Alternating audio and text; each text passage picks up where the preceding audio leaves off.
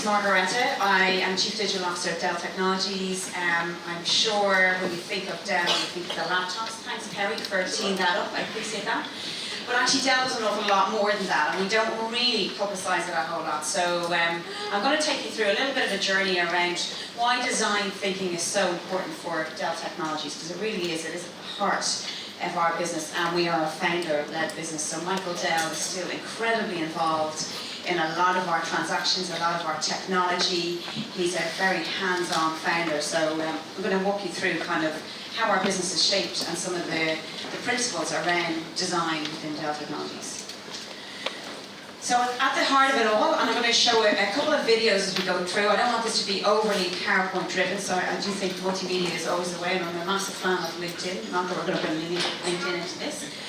But essentially, Michael Dell started this business a long time ago, and I'll show a quick video to just demonstrate where he started it. But ultimately, he's driven by the customer. Everything he does, and everything that Dell Technologies does, is driven by the customer. And that sits at the heart of our business, as it does for many of your clients as well, I'm sure. So that's just a snapshot, I think, of the journey that we've been on. Most of you will think Dell, you think the laptops, but the truth is we've expanded far beyond that, right? And we have 7 different strategically aligned businesses part of it. Some of them you'll know, some of them you won't know, but some of the big brands are the likes of VMware, SecureWorks, RSA, security practices. And ultimately, this is just kind of a whistle-stop tour of some of the principles that support our business. And I think Michael kind of covered it off in that little video. But the first and foremost for us is innovation. Right? We continue to evolve and innovate all the time. And I'll walk you through how we do that with the product life cycle and the importance of that design thinking coming through as part of that innovation journey. Our ecosystem approach. So we're actually pretty focused as a business. And the technology world, alongside our partners, so the likes of AWS, Intel, Google, we actually partner with them along with compete with them. So it's a complex sector, the technology vertical, more than anything else. But this ecosystem approach of finding new technology startups and bringing them into our portfolio to add on to our technology, to drive value for customers, is at the heart of what we do. And all of our solutions have multiple different partners and technology vendors attached to them as well. Diversity and inclusion, and I know every single client of yours will talk about diversity and inclusion and put up there as a principle. And the truth is, it's actually quite hard to get diversity and inclusion right? So we try hard to get this right, but it is a constant journey, right? We have a significant engineering function, we have a significant sales function, a significant marketing function, a significant supply chain function, and we're constantly checking it to see if we are getting the right diverse audience and partners and staff members in there at all times. And are we making the technology truly inclusive? Because the only way we're going to make it inclusive is if it's made by diverse individuals. And so that is a constant effort by us to drive diversity through.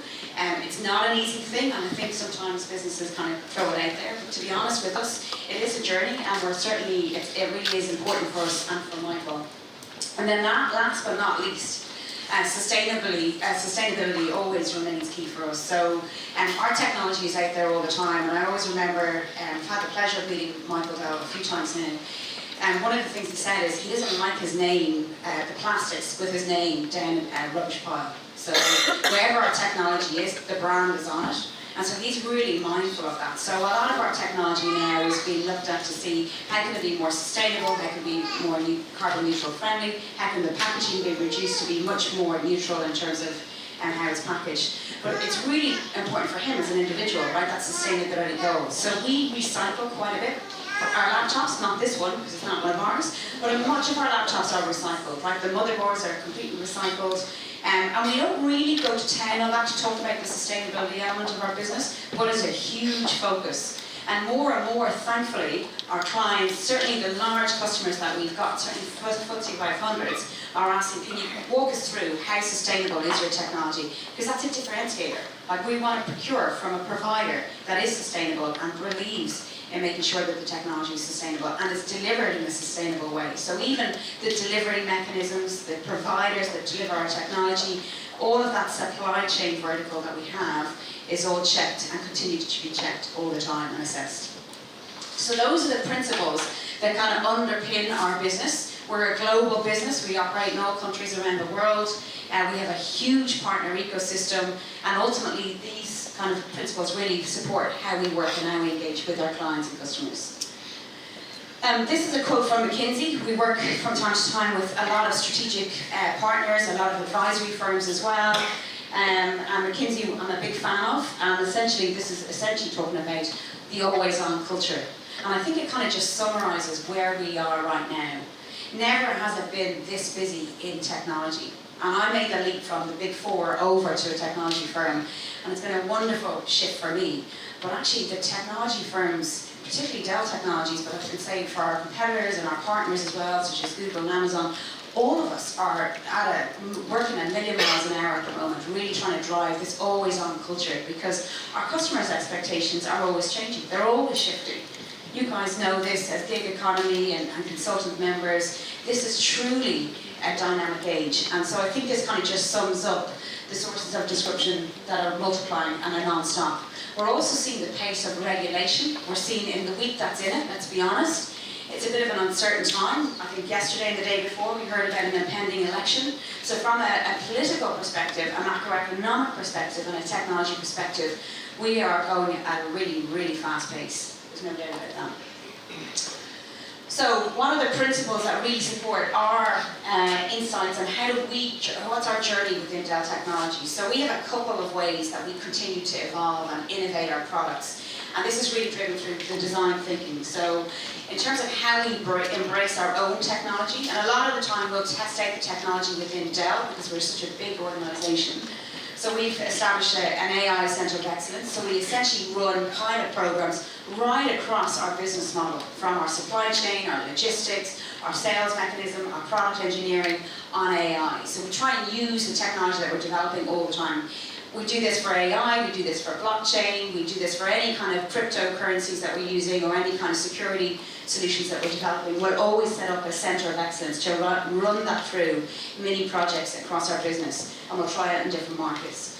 And then what develops out of that great centre of excellence is a community of interest. And it's wonderful to be here with you as a community, to hear you as practitioners getting together to really advance your thinking on organisational design. So Dell does a similar approach around our technologies. We'll form communities of interest around the technology, and we'll try and drive that thinking through. The next one then is on our supply chain. So we do have a leading supply chain around the world, and again, the reason behind this is because of sustainability. We want to build that in. So we're constantly assessing our supply chain. We're constantly looking to reduce then the level of plastics. We're constantly looking to see what partners we should be involving and ingesting into that ecosystem. The other areas then that we drive are this kind of continual process around R&D.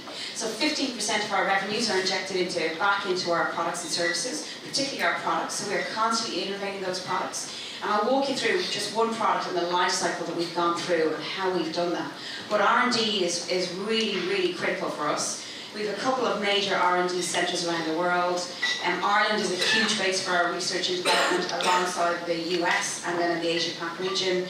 We bring our customers into these R&D centres as well, and we quite often innovate with them. So on, for example, our security solution, we're innovating right now in R&D with them and advancing the product.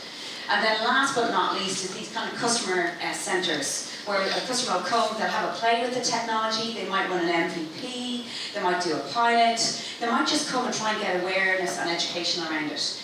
And we often find, actually, when you're not in the technology vertical, it's quite hard to get your head around what does cryptocurrency mean for a bank. And it's pretty hard to understand how do you build true resilience within a retailer, for example, when they're constantly being attacked from a cyber security perspective. Because it's not always on the CISO or the chief security officer. We often want every line manager and every business manager to have a basic understanding of some of these technologies. So we'll often bring mixed teams, multidisciplinary teams from our client organisations to our solution centres and run awareness sessions, demos, training sessions on the technology. They might have a play with it, but that goes on all the time, and we're going to do a lot more of that as technology continues to evolve and it's harder to stay on top of it. So that's really kind of within Dell Technologies itself and how we look at R&D. I guess the other element that we do, and I think it's probably closer to many of your hearts, is on the organisation. So how do we continue to bring design thinking through our organisation? And the truth of it is, it's baked in. It is a fundamental principle to all of our business units and functions. So we have many mechanisms that we use within Dell Technologies to keep us continually learning and continually on top of things. One really simple one is our reverse mentoring process that we've got. So I've got one of my colleagues in the back of the room, Alana. Alana leads our social responsibility, but she also leads our reverse mentoring program across Dell Technologies.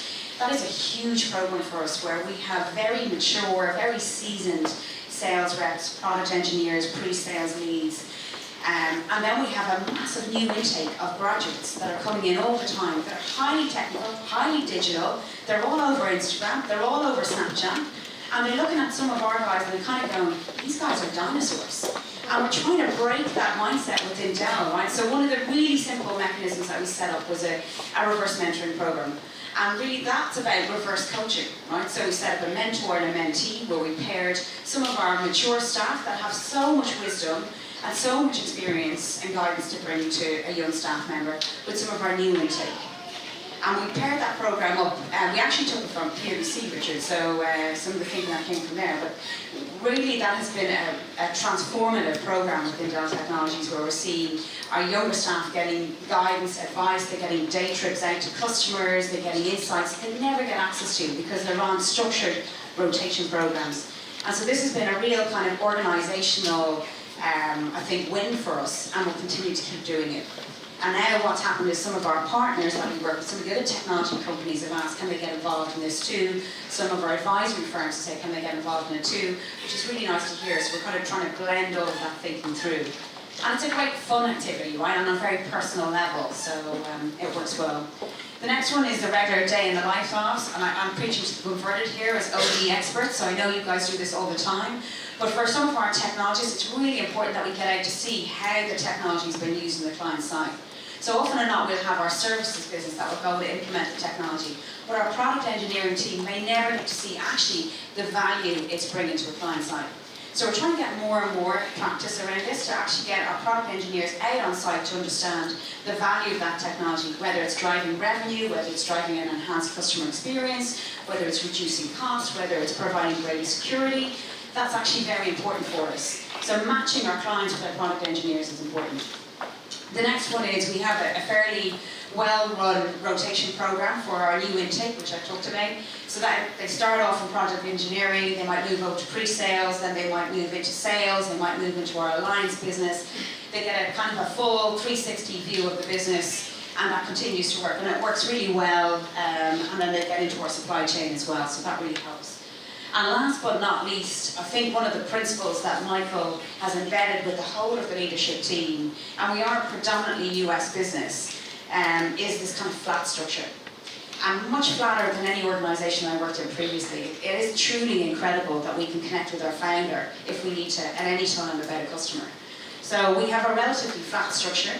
We have a very strong program about flexible working. And part of that is driven for the need to make sure that we get a fully inclusive workforce, that we get returning mums back into the workplace, that we make sure that our returning dads are coming back in, that they fit it around their timelines and their family needs as well and balances. So this whole flexible working is truly a major point about Dell Technologies, and it works really well actually. So we kit out our staff, all of our sales staff are kitted out with remote working kits. Meetings are scheduled around times that work for them. And it truly is endorsed. Now that's not to say we've got huge significant deals and we're coming to quarter end at the moment, so everybody's in the office working flat out, that they don't put in the long hours in the office when they need to. But this whole approach about flexible working has taken on a whole new realm for us. And it served us much better than I think we ever envisaged actually. So when we saw Yahoo constrict on this and kind of go back and say actually they want everybody back in the office, and we've seen some of the telcos go back and say that, Dell has really stayed firm on this and said, no, that's really important for us that we stay as an inclusive business, so we really want to maintain that. And so it works really well. So those are some of the principles. I wanted to just walk you through a product life cycle, because this is really real for me at the moment. I'm responsible for a lot of our emerging technologies in the UK and Ireland. And so some of those technologies are anything from security right through to blockchain to AI. It could be some of our connected mobility solutions that we're working with some of the big car manufacturers. And so I just wanted to walk you through, this is a very live example. So we have a security solution that's been released in the market about 18 months ago. It's a resilience solution. It's about recovery when you get an attack. This solution was incubated because a couple of our clients, who were major banks, came to Dell Technologies and said they needed a recovery solution to be put in place. And so we developed a solution in our R&D centre in Cork with them. We incubated it in the sense that we tested it within the bank environment. We tested it in 2 bank environments, which was good. We then launched the solution. Now, it was a pretty basic solution around recovery, but it was done out of a need in the marketplace because the Bank of England had released a paper on resilience and had asked all of the banks to step up their recovery measures. We then started to involve our partners, right? So that was the likes of Intel, it was the likes of some of the analytics around this as well. So we really started to ingest those partners into it, do some workshops with them to understand how could they add value to this solution, how could it be made more robust, how could it be made more customer-centric. So we got a lot of feedback here when we launched it around it works for some environments and other environments it's not as easy. So for the retail sector, it wasn't as easy to implement. For the FS sector, because it was an impending regulation, they were all over going, yes, let's put it in. Essentially then we went to a multi-cloud based solution, so we developed it in the cloud as well. And then we started to add deep analytics and intelligence into it. So again, constantly getting this feedback from clients, trying to innovate it further. And so we've just upgraded it, and it literally goes through an upgrade every 3 months.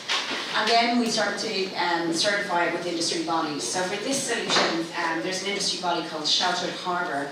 Many of you may not have heard of it, but it's essentially a resilience body that's out of New York, where the banks have got together and they said that they will collaborate and work with each other in the event that a bank is majorly taken down by a cyber attack. So if your money is sitting within one bank, for example, Citibank, and Citibank and HSBC both get attacked at the same time, Citibank has an agreement through this organisation, Sheltered Harbour, that you can continue to get your money, you can access your money through JP Morgan or HSBC. Right? Now that's an unprecedented level of cooperation that we're seeing in banking right now. And I think it's the time that we're at. It's this always on culture, where we once saw competitors never talking to each other and being secretive. We're actually seeing this huge level of collaboration, particularly around product design. And so we're working with these industry verticals, we're working with the industry partners and go, okay, how can we join and how can we further cement the solution and technology? And then last but not least, but it's been one that's really dear to my heart because I've come from the advisory world, is bringing in advisory firms and consulting firms to really look at the technology and say, how can that solve problems for their clients? And so we now have these strategic partnerships with many of the big 4 consulting practices and strategy houses, where they will go in and do the fundamental work that you are all doing, which is change management, organisational design, process alignment, roles and responsibilities. So all of that critical work that goes on around designing a functional unit, and we're seeing new functional units coming up all the time because of the technology. 5 years ago, there wasn't a cryptocurrency functional unit within some of the major banks. Today, we're seeing many of the banks embrace it. 5 years ago, there wasn't a resilience function in many of the banks that we're talking to. That's now in place today. So it's really important that we work with advisory firms and we work with consultants that understand the need for organisational alignment. Because ultimately, what we're finding is, and let's be honest, the solution, the technology is the technology, right? If it's not adopted by people, it doesn't really go anywhere. And so we really want these solutions to be sustainable. We want our clients to get value out of them. The only way we can do that is with our partners and making sure it's truly embedded in the DNA of the business, that people understand how to use it, that they really are getting business value out of this as well. So that's a high-level whistle-stop tour of kind of the solution design. What it is leading to is, and it's one of the unexpected kind of outcomes, and a really positive outcome for us is, we are moving from being a point solution, from you guys all thinking that I was going to try and sell you a laptop this morning, to much more about being a transformation partner. So we are going on these large transformation programs with our clients to either reduce cost out, to enhance the customer experience, to drive greater levels of resilience right across an organisation. And so that's been a really positive experience as we started this journey of evolving and really building much more features into our solutions. And so some of the key ones, I guess, there is number one, we've moved from being a transactional solution provider to being much more of a trusted advisor. And that's kind of a new thing for Dell Technologies. Like, we've been used to selling you a point solution at a certain price through a certain vendor, a certain channel, and now actually we've been brought in and asked, okay, this organisation needs to totally transform how it looks at resilience and risk. And so we've been asked to kind of give a perspective on it. And so it's a really positive thing for us. Second area is, I guess, the duration of the engagement. At one point in time, Dell Technologies would have gone in, we would have installed the kit, and we would have left. You know, we might have put a service level agreement in to say, you know, we'll continue to service it on a regular basis, or we'll check how it's going, but would have left the client to it. Now what has happened is our services team is in the organisation. They're literally seconded on site, and they're seen much more as a partner, because we get much more insight into their own technology environment and how it's transforming. I think the other element of it is that the dialogue with the customer and the client is focused on growth by enablement rather than the technology solution. So more often than not, we're trying to move away from the pictures of the technology. And I know you're all going to tell me afterwards that you've seen massive pictures of Dell Technology in Financial Times and Heathrow. But actually we are trying to move away from the point solution itself and actually talk about the value. So it's outcomes led. And I know for each of you, that's all what you're trying to do, right? You're always trying to bring value to your customers. But the technology companies, not just ourselves, I can say honestly, our partners in Google, in Amazon, and Intel, and Microsoft, they're all looking at the business value now, because we know technology is driving such a sea change in terms of business value. I think the next area is just the feedback loop. Because we're putting this emerging tech in, and a lot of organisations just aren't used to installing an AI solution or a blockchain solution or a cyber resilience solution, what we're getting is this constant feedback, and it's really rich for us, right? We're getting this back, we're bringing them back down to our R&D teams, we're bringing our product engineering teams on site. So that kind of level of interaction and engagement, it's real time, it's agile, and it's continuing to happen more and more. And we welcome it. And then I guess the last but not least of it is the engagement with the client broadens from being a technology discussion much more to a strategic discussion. So we have discussions now with clients about their overall growth strategy, how we can support them as they grow, how we can support them as they acquire new businesses, or even as they divest businesses. In some cases, we're having discussions with some of our clients around Brexit, and how do they introduce technology to help them be more risk averse or more risk savvy. So that's an unprecedented time for us. We haven't, this has really happened in the last 18 to 24 months, where we've moved from being a vendor to much more of a partner. I'm going to pause there for a sec, because I think I probably have another video. No, I don't. So next one is this partnering element. It's just to close this off, because I'm going to show you a quick video of how we have partnered with the client. So we moved from being the commodity business to being the strategic partner, and I think it's something that we're still getting used to. So where we were transactional driven, product driven, we've moved much more up to kind of being this trusted advisor of how we support clients. And I think part of that is our clients are becoming more aware of the value of technology. Like, they see it as a competitive advantage. And so now we're having much more strategic conversations, they're much more business case led, they're much more about the customer and putting the customer at ease and driving a better customer experience than putting in a point solution. So Aerofarms are based out of New Jersey. They're a small startup. They approached Dell about driving some of the analytics solution early on. And we sat down with them and had a discussion around what is their overall strategy moving forward. And so that evolved into a much wider strategic partnership around how they consume data, how we work with them around new emerging tech. So it's not just the AI that's in there. They have a whole suite of security solutions, storage solutions. I don't think they have Dell laptops, but that's okay. But they are a major partner for us, right? And we see them, we know exactly what they're doing in the marketplace. They work with us really closely. And that came out of a really simple conversation with the startup around AI. And then we started to go into, okay, what are you trying to achieve here?